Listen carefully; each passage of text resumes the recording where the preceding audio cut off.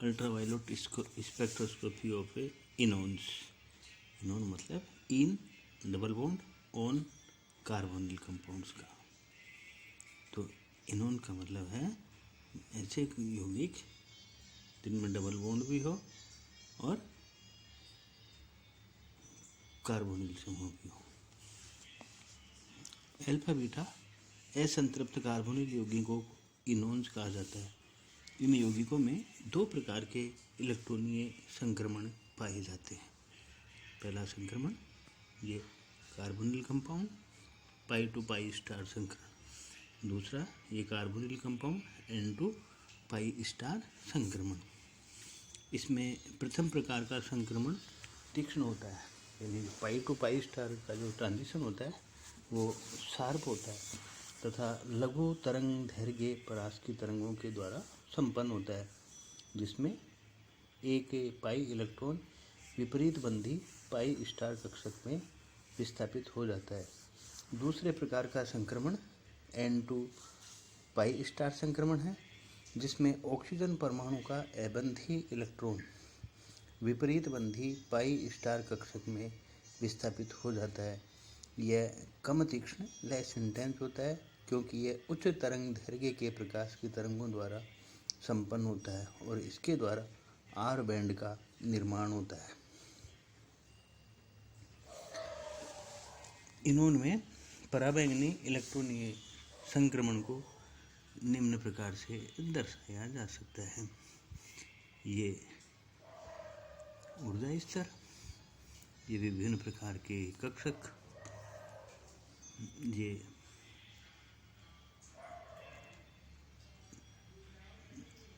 पाई दो इलेक्ट्रॉन, ये पाई वन बंधी कक्षक, ये इनोन है C double bond C, C double bond O। ये पाई वन पाई टू बॉन्डिंग, ये pi star anti bonding orbitals, pi star plus pi star पाई three star, pi star minus pi star pi four star. ये दो विपरीत बंधी anti bonding orbitals हैं और ये n electrons यहाँ पर है। तो इनमें जो पॉसिबल ट्रांजिशन है वो pi to pi three star ये,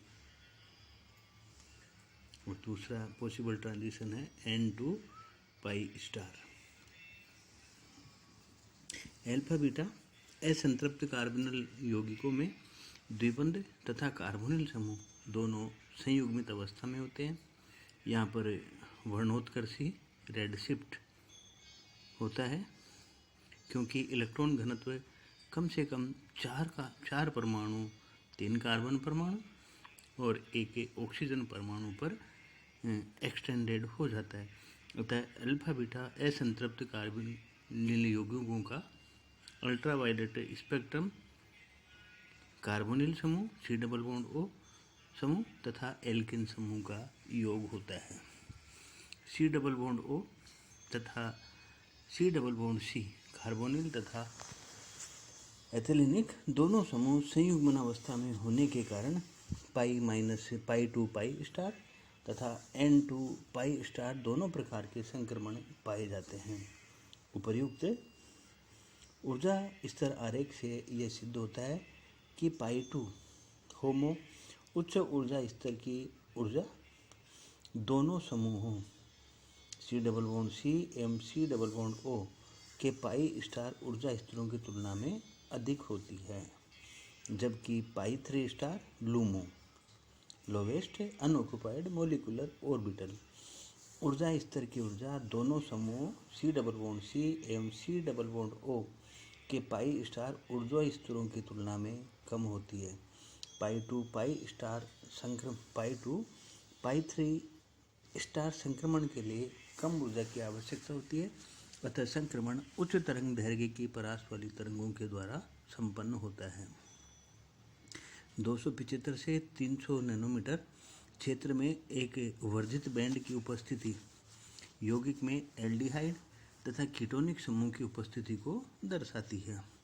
यदि कोई ध्रुवीय समूह कार्बन परमाणु के साथ अक्षीय तथा भूमध्य अवस्था में जुड़ा हुआ हो, एक्सियल और इक्वेटोरियल, तो उसका अधिकतम अवशोषण तरंग दैर्घ्य निम्न प्रकार से प्रभावित होता है। अक्षीय अवस्था में जुड़े समूह के द्वारा लैम्डा मैक्स का मान अधिक वृद्धि करता है, जबकि भूमध्यीय या इक्वेटोरियल समूह के द्वारा कम विस्थापन होता है। पाई टू पाई स्टार तथा एन टू पाई स्टार संक्रमणों की स्थिति उपयोग में लिए गए विलायक की प्रकृति पर भी निर्भर करती है।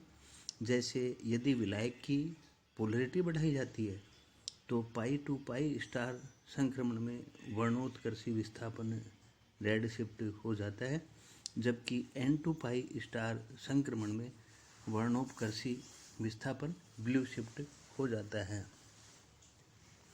ध्रुवीय विलायक संक्रमणों में प्रयुक्त ऊर्जा स्तरों के ऊर्जा अंतर को परिवर्तित कर देता है। यह विस्थापन मूल अवस्था ऊर्जा स्तरों एवं उत्तेजित ऊर्जा स्तरों के स्थायित्व परिवर्तन के कारण होता है।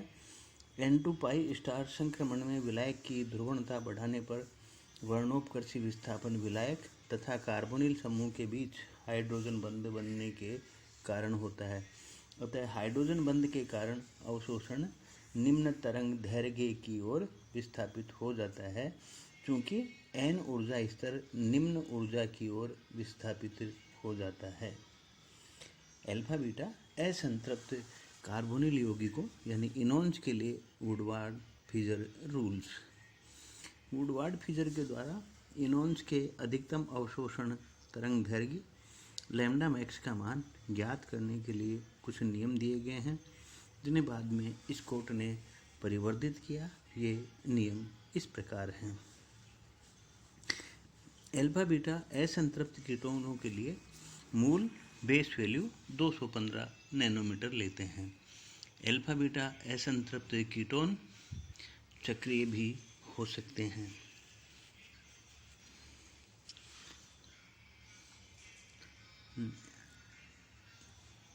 Double bond CH C double bond O carbonyl समूह का कार्बन किसी के द्वारा विस्थापित भी हो सकता है। तो इस प्रकार की जो मोटिव है उसके लिए मूल मान 215 नैनोमीटर होता है, जबकि X एल्किल समूह हो। यदि X हाइड्रोजन हो तो मूल मान 207 नैनोमीटर होता है। X यदि हाइड्रोक्सी हो अथवा एल्कोक्सी हो तो मूल मान 193 नैनोमीटर होता है। यदि द्विबंध तथा कार्बोनिल समूह 5 सदस्यीय वलय के द्वारा जुड़े हों तो उसके लिए मूल मान 202 नैनोमीटर होगा। विभिन्न प्रकार की संरचनाओं के द्वारा लैम्डा मैक्सिमम के मान में होने वाली वृद्धि। यदि यौगिक में एक्सोसाइक्लिक बाह्य चक्रीय द्विबंध हो, एक्सोसाइक्लिक डबल बॉन्ड हो, तो लैम्डा मैक्स के मान में 5 नैनोमीटर की वृद्धि हो जाती है। यदि प्रत्येक 5 अथवा 7 सदस्यीय वलय के अंत में वलय के अंतःचक्रीय एंडोसाइक्लिक द्विबंध युक्त यौगिकों में साइक्लोपेंटेनोन के अतिरिक्त +5 नैनोन की वृद्धि हो जाती है। प्रत्येक एल्किल समूह तथा वलय अवशेष के लिए यदि एल्किल समूह अल्फा स्थिति पर है तो 10 नैनोमीटर की वृद्धि, यदि बीटा स्थिति पर है तो 12 नैनोमीटर की वृद्धि, और यदि गामा अथवा डेल्टा व हायर पोजीशंस पर है तो उसके लिए 18 नैनोमीटर की वृद्धि। कॉन्जुगेशन को एक्सटेंशन करने वाले डबल बॉन्ड के लिए 30 नैनोमीटर की वृद्धि। समवलयीय संयुग्मित डाई-इन के लिए 39 nm की वृद्धि। विभिन्न प्रकार के वर्णमूलकों के विभिन्न स्थितियों पर जुड़ने के कारण लैम्डा मैक्स के मान में होने वाली वृद्धि निम्न प्रकार से है। हाइड्रोक्सी समूह जब अल्फा पोजीशन पर हो तो लैम्डा मैक्स के मान में वृद्धि +35, जब बीटा पोजीशन पर हो तो +30, और जब डेल्टा पोजीशन पर हो तो +50। OAC एसिटॉक्सी समूह जब अल्फा पोजीशन पर हो तो +66, जब बीटा पोजीशन पर हो, बीटा गामा डेल्टा आदि पोजीशंस पर हो तो +6 नैनोमीटर। जब क्लोरीन अल्फा पोजीशन पर हो तो 15, जब बीटा पोजीशन पर हो तो 12 नैनोमीटर। जब ब्रोमो अल्फा पर उपस्थित हो तो 25 का इंक्रीमेंट, और जब बीटा पर हो तो 35 का इंक्रीमेंट। जब एल्कोक्सी समूह अल्फा पोजीशन पर हो तो 35 का इंक्रीमेंट, जब बीटा पोजीशन पर हो तो 30 का इंक्रीमेंट, जब गामा पोजीशन पर हो तो 17 का इंक्रीमेंट, और जब डेल्टा पोजीशन पर हो तो 31 Nm का इंक्रीमेंट। जब SR एल्किल है तो जब ये बीटा पोजीशन पर हो तो 85 का इंक्रीमेंट, जब NR2 समूह बीटा पोजीशन पर हो तो 95 का इंक्रीमेंट उसमें जोड़ा जाता है। जैसे उदाहरण के लिए ये यौगिक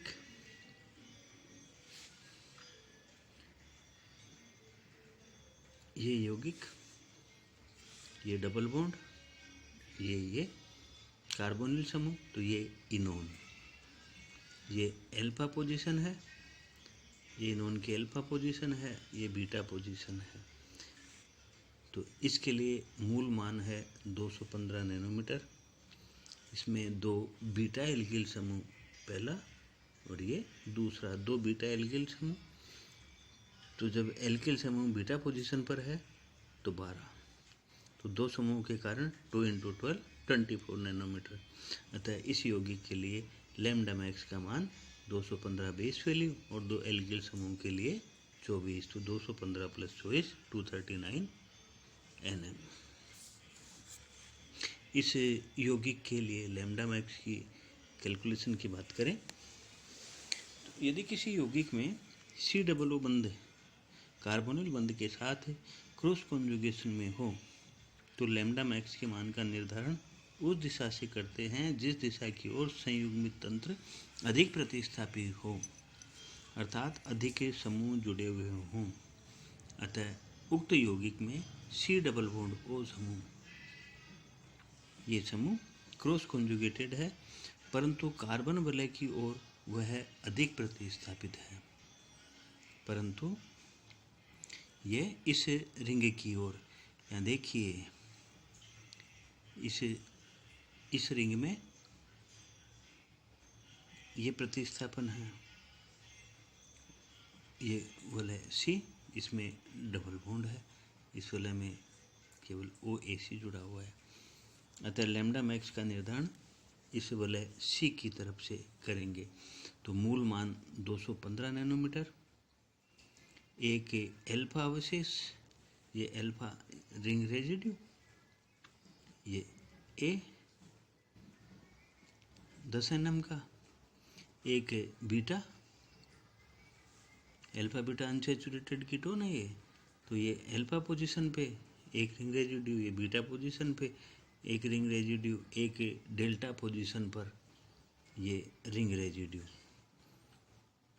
तो अल्फा पोजीशन पर 10 नैनोमीटर, बीटा रिंग रेजिड्यू के लिए 12 नैनोमीटर और डेल्टा रेजिड्यू के लिए 18 नैनोमीटर। और इसमें ये एक डबल बॉन्ड, ये कॉन्जुगेशन का एक्सटेंशन कर रहा है, कॉन्जुगेशन का एक्सटेंड करने वाला डबल बॉन्ड, तो 30 नैनोमीटर इसके जोड़ेंगे।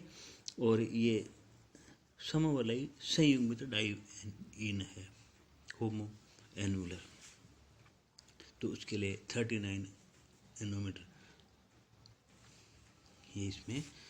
तो इसका अब लैम्डा मैक्स का मान टोटल इसके लिए जो एब्जॉर्प्शन है वो 324 नैनोमीटर पर आता है। लैम्डा मैक्स का मान विलायक की प्रकृति पर निर्भर करता है, क्योंकि n2 पाई स्टार संक्रमण का मान हाइड्रोजन बंध की उपस्थिति के कारण निम्न तरंग दैर्घ्य की ओर विस्थापित हो जाता है, अर्थात ब्लू शिफ्ट होती है, क्योंकि प्रत्येक विलायक की ध्रुवता भिन्न होती है। अतः ज्ञात है कि ध्रुवता बढ़ने पर हाइड्रोजन बंधुता बढ़ती है। प्रत्येक विलायक के द्वारा लैम्डा मैक्स के मान में होने वाला परिवर्तन निम्नानुसार होता है।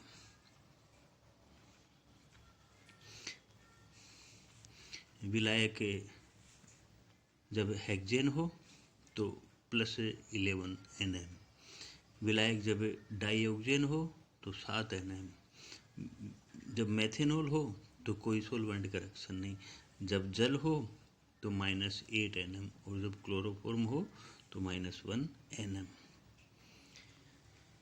विशिष्ट क्रियात्मक समूह युक्त यौगिकों के अल्ट्रावायलेट स्पेक्ट्रम। पहला लें कार्बोक्सिलिक अम्ल। संतृप्त कार्बोक्सिलिक अम्ल में COOH एक क्रियात्मक समूह होता है। इसमें COO क्रोमोफोर के साथ OH हाइड्रोक्सी ऑक्सोक्रोम जुड़ा रहता है। हाइड्रोक्सी समूह की उपस्थिति के कारण हिप्सोक्रोमिक शिफ्ट मिलती है तथा कार्बोक्सिलिक अम्ल लगभग 200 नैनोमीटर पर एक दुर्बल अवशोषण बैंड प्रदर्शित करते हैं। एल्किल समूह की श्रृंखला अथवा संख्या बढ़ने पर बैथोक्रोमिक शिफ्ट मिलती है, जिससे लैम्डा मैक्स का मान बढ़ जाता है। एल्फा बीटा असंतृप्त अम्ल में पाई टू पाई स्टार संक्रमण भी मिलते हैं। दूसरी बात करें एरोमेटिक कंपाउंड्स। बेंजीन एरोमेटिक यौगिकों की मूल इकाई है। इसमें 3 पाई बंध होते हैं, जिनके कारण पाई टू पाई स्टार संक्रमण मिलते हैं। बेंजीन निम्नलिखित 3 प्रकार के अवशोषण बैंड प्रदर्शित करता है। पहला E1 बैंड, यह 184 नैनोमीटर पर मिलता है, जिसका एप्सिलॉन मैक्स का मान 60,000 होता है। E2 बैंड, यह 204 नैनोमीटर पर दुर्बल बैंड के रूप में मिलता है, जिसका एप्सिलॉन मैक्स का मान 7900 होता है। बी बैंड, यह 256 नैनोमीटर पर अत्यंत दुर्बल बैंड के रूप में मिलता है, इसका एप्सिलॉन मैक्सिमम का मान 200 होता है।